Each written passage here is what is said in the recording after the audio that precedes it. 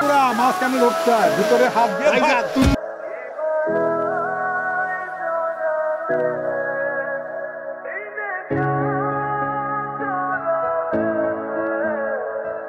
আবার শুরু হয়ে গেছে হাঁচি কাশি। মানা করেছিলাম, হ্যাঁ মাছ ধরতে যেতে মাইতেছোকে, হ্যাঁ সব সময় খালি মাইয়াটারে দমকের উপরে রাখো। তুমি যাও তো, তুমি এগুলি ইয়া করতে পারবে না, আমরা দেখতেছি। পায়ে গরম সরিষার তেল ডইলা দিব। কেন জেঠিমা? গরম সরিষার তেল হাতে পায়ে যদি ডলি, এই যে তোমার কাশ হয়েছে, ঠান্ডা লাগছে, এই যে কাশতাছো সমানে, জ্বর লাগছে, এগুলি সব ভালো হয়ে যাবে, বুঝছো? গরম সরিষার তেলের গুণাগুণই আলাদা। কিন্তু এগুলো গায়ে মাখলে তো গা থেকে ওরকম সরিষার তেলের স্মেল আসবে না?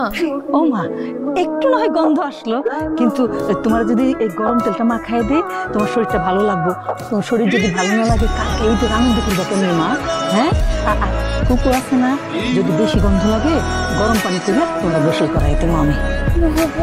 আম্মু যেরকম রাগারাগি করে গেল, পরে গা থেকে এরকম সরিষার তেলে গন্ধ আসবে, সে আরো রাগারাগি। আরে তোমার মায়ের রাগারাগি করবো, আমি আছি না? তোমার মায়ের এক ধমক দিয়ে বসায় রাখবো, আর তোমার শরীর থেকে সরিষার তেল গন্ধই পাইবো না। আমরা দরকার হইলে সেন্ট দিয়া পুচ্ছা দিব, দিয়া দিব মা।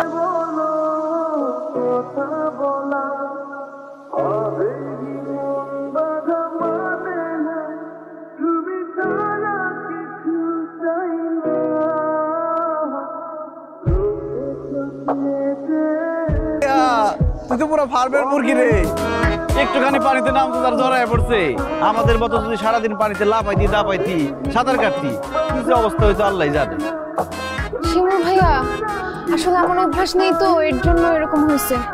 আস্তে আস্তে ঠিক হয়ে যাবে। আর আমার কিন্তু জ্বর আসে নাই, আমার শুধু একটু ঠান্ডা লাগছে। ও তাহলে তো খুব বেশি অসুস্থ হস নাই। এই দিয়া, আচ্ছা শোন ভাই, ঈদের চাঁদ দেখবি? কই টিভিতে? আরে না, আকাশে। কালকে না ঈদ, আকাশে এত সুন্দর ঈদের চাঁদ ওঠে, তুমি ব্যবস্থা কি যে সুন্দর লাগবো, মনটা ভরে দেবো তোর। সিরিয়াসলি, মানে সামনে সামনে চাঁদ দেখা যাবে? Oh my God, I am so excited. জীবনে প্রথমবার আকাশে ঈদের চাঁদ দেখবো। ভাইয়া, আমাকে তুমি প্লিজ একটু নিয়ে যাও, আমি কিন্তু অবশ্যই চাঁদ দেখবো, আমাকে নিয়ে যাও। আরে শুধু তোরে না, আমি দাদি আব্বা আম্মা চাচা চাচি খুব সবাই মিলে আজকে সন্ধ্যা ঈদের চাঁদ দেখুন।